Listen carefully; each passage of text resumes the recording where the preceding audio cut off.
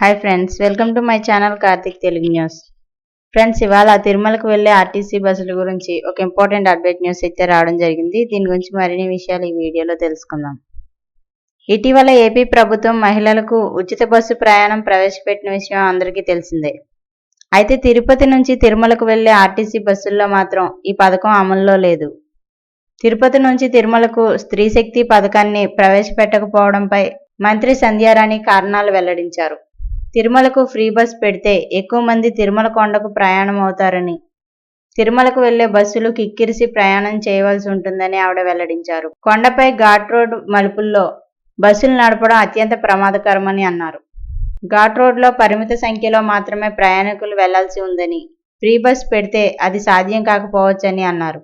కొండపై బస్సు అదుపు తప్పే అవకాశాలకు తావు లేకుండా ఈ పథకాన్ని తిరుమల కొండకు వెళ్లే బస్సుల్లో రద్దు చేశామని పేర్కొన్నారు. అయితే కొండపైకి వెళ్ళాక అక్కడ ఫ్రీ బస్ సౌకర్యం ఉంటుందని మంత్రి సంధ్యారాణి తెలియజేశారు. సో ఫ్రెండ్స్, ఇది అప్డేట్ న్యూస్. మరిన్ని అప్డేట్స్ కోసం ఛానల్ సబ్స్క్రైబ్ చేసుకోండి ఫ్రెండ్స్. అలాగే పక్కన ఉన్న బెల్ ఐకాన్ క్లిక్ చేసి వీలైతే ఛానల్కు లైక్ అయితే చేయండి. Thank you friends. Thanks for watching this video.